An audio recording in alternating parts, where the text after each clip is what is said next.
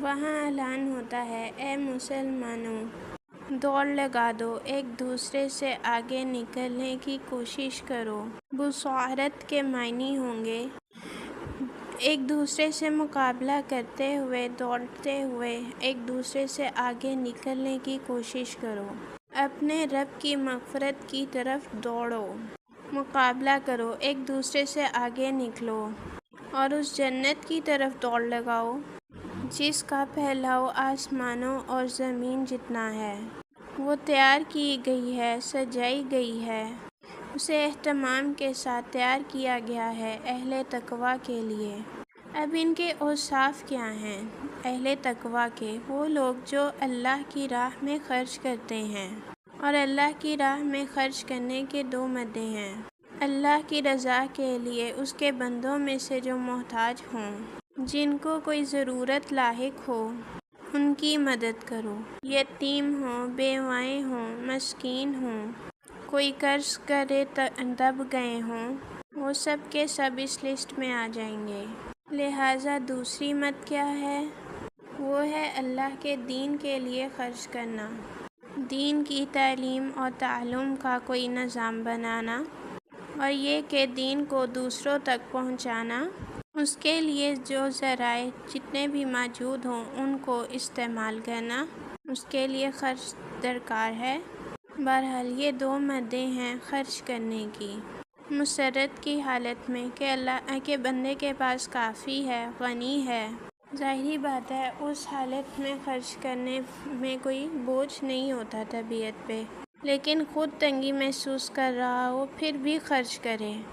اور وہ لوگ جو اپنے غصے کو پی جانے والے ہیں، غصہ ظاہری بات ہے آتا ہے کسی انسان کی غلطی پر، کسی زیادتی پر، یا یہ کہ اس نے آپ کے حق میں کمی کی ہو، اس نے آپ کے ساتھ کوئی زیادتی کی ہو، آپ کو تکلیف دی ہو، تبھی تو غصہ آئے گا۔ لہٰذا غصے کو پی جاؤ اور لوگوں کو معاف کرو۔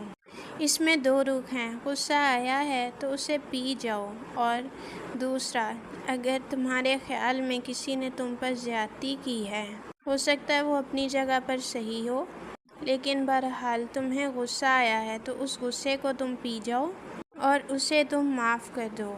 اور ظاہری بات ہے اللہ تعالیٰ کو تو ایسے محسنین ہی پسند ہیں۔ اب یہاں پر نوٹ کر لیجئے وہی درجہ احسان جو ہم بہت دفعہ پڑھ چکے ہیں۔ احسان کسے کہتے ہیں؟ اللہ تعالیٰ کے ایسے محسن جو اپنے اس دین کو اتنا خوبصورت بنا دیں کہ دینی زندگی جو ان کی ہے وہ دلوں کو لبھانے والی ہو، لوگوں کو پسند آنے والی ہو، بلکہ اتنا حسن ہو کہ اس میں دل لوگوں کا کھنچنے لگ جائے دین کی طرف۔ ایک حدیث ہے، اس کے راوی ہیں حضرت ابو ہریرہ رضی اللہ عنہ۔ ایک شخص نے رسول اللہ صلی اللہ علیہ وآلہ وسلم سے عرض کیا، حضور مجھے کوئی وصیت فرمائیں۔ آپ نے ایک ہی بات فرمائی کہ غصہ نہ کیا کرو، ایسا نہ ہو کہ غصہ آئے اور تمہارے اوپر چھا جائے، تمہارے اوپر غلبہ پا لے۔ اس شخص کے دل میں شاید کوئی اور بات تھی، اس نے پھر پوچھا کہ نصیحت کیجیے۔ آپ نے پھر فرمایا کہ غصہ نہ کیا کرو۔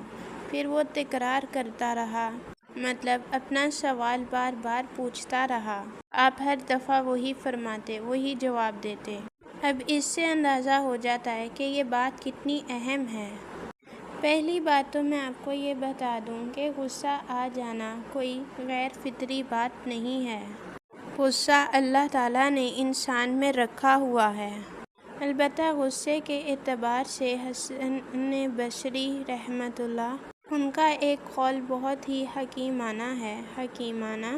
وہ کہتے ہیں کہ ایک انسان تو وہ ہوتا ہے جو مکمل ایک انسان ہوتا ہے، ایک ہوتا ہے اعلیٰ انسان، وہ انسانیت کے اعمال پر پورا نہیں اترتا، اور ایک ہوتا ہے وہ انسان ہوتا ہی نہیں، وہ حیوان ہوتا ہے۔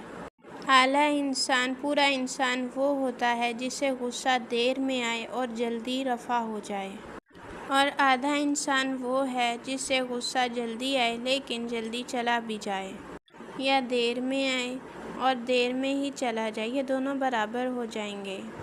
جلدی غصہ آیا، جلدی ختم بھی ہو گیا، دیر میں آیا اور دیر میں چلا بھی گیا۔ اور جو شخص ان سرے سے مستحق ہی نہیں کہ اسے انسان مانا جائے، اسے غصہ جلدی آ جائے اور دیر میں جائے، وہ اخلاقی اعتبار سے پورا انسان نہیں، انسان کہلانے کا مستحق نہیں۔ پھر مزاجوں کی بھی بات ہوتی ہے۔ اللہ تعالیٰ نے مختلف مزاج بنائے ہیں۔ بعض میں جمال کا اثر زیادہ ہوتا ہے، خوبصورت شخصیت، جمالی شخصیت۔ بعض جلالی مزاج کے لوگ ہوتے ہیں۔ یہ دیندار لوگوں میں بھی ہوتا ہے، یہاں تک کہ نبیوں میں بھی ہوتا ہے۔ حضرت موسیٰ علیہ السلام جلالی طبیعت کے مالک تھے۔ آپ کو معلوم ہے جو واقعات ہمارے سامنے ہیں قرآن میں موجود ہیں۔ ایک قبطی کا اور اسرائیلی کا جھگڑا ہو رہا تھا۔ اسرائیلی نے مدد مانگی تو حضرت موسیٰ علیہ السلام نے ایک گھونسا مارا اور اس کی جان نکل گئی۔ تو ان کے غضب کا اور ان کی جلالی طبیعت کا یہ عالم تھا۔ اور اس کا جو پہلو قرآن میں آتا ہے کہ جب ہجرت ہو گئی، آپ مصر سے موسیٰ علیہ السلام اپنی قوم کو لے کر نکل آئے، دریا یا سمندر بھی اللہ تعالیٰ نے پار کروا دیا۔ اس کے بعد وہ مرحلہ آیا کہ ان کو اب شریعت دی جائے۔ ہجرت کے بعد پھر شریعت آتی ہے۔ ہجرت سے پہلے کا وقت تو ایک کشاکش میں گزرتا ہے۔ حضور کے نبی پاک صلی اللہ علیہ وسلم کے 12 برس مکے میں ہیں جو کہ کشاکش میں ہیں، جسے عام طور پر کہہ بکہ بھی کہہ دیتے ہیں۔ اسٹرگل ہے، مصیبتیں ہیں، تکلیفیں ہیں، ماریں کھائی جا رہی ہیں، وغیرہ وغیرہ۔ تو ابھی کسی تفصیلی شریعت میں جانے کا موقع نہیں تھا۔ نماز بھی 5 وقتہ 11 نبوی میں جا کر فرض ہوئی ہے، یعنی کہ آپ سمجھیے ہجرت سے 1-1.5 سال پہلے۔ اور زکوٰۃ کا بھی باقاعدہ نظام نہیں قائم ہوا تھا۔ ہاں، عام طور پر لفظ زکوٰۃ جو ہے وہ استعمال ہوا ہے کہ اپنے مال کو پاک کرو، مال میں سے صدقہ خیرات نکالتے رہا کرو، اس سے مال پاک ہوتا ہے۔ اسی طرح حضور صلی اللہ علیہ وآلہ وسلم پر ہجرت کے بعد شریعت نازل ہوئی مدینہ میں۔ شریعت کا جو نقشہ کھینچا گیا وہ سورۃ البقرہ میں ہے، اور پھر جو تفصیلی احکام آئے ہیں وہ سورۃ النساء اور سورۃ آل عمران میں آئے ہیں۔ بہرحال حضرت موسیٰ علیہ السلام کو جب اللہ نے طلب کیا 40 دن کے لیے کوہ طور پر، اور یہ کہ 40 دن تک اللہ تعالیٰ نے موسیٰ علیہ السلام سے عبادت کروائی، روزہ رکھوایا، اس کے بعد اللہ نے انہیں تورات عطا فرما دی۔ آپ کو یاد ہونا چاہیے کہ اسی طرح کا معاملہ رسول اللہ صلی اللہ علیہ وسلم سے بھی ہوا کہ انہیں قرآن دینے سے پہلے وہ غار ہیرا میں جو آپ کی خلوت ہوتی تھی، آپ وہاں پہ کیا عبادت کرتے تھے یہ تو ہمیں معلوم نہیں۔ جو معلم نے کہا ہے، مصرفین نے کہا ہے کہ وہ یہ کہ آپ غور و فکر کیا کرتے تھے، یہ کیا ہے، یہ کیا اس کا نظام ہے، یہ ہمارا معاشرہ کدھر جا رہا ہے، کیوں اس کی خرابیاں بڑھ رہی ہیں، یہ کیوں انسان کا خون کرتا ہے، یہ غور و فکر کرتے تھے۔ تو 3 کوالٹیز جو اوپر بتائی گئی ہیں رحمان کے بندے کی، اللہ کے بہترین پسندیدہ بندے کی، تو ان کو فالو کرنے کی کوشش کریں۔ اللہ ہمیں اس کی توفیق عطا فرمائے۔ السلام علیکم ورحمۃ اللہ وبرکاتہ۔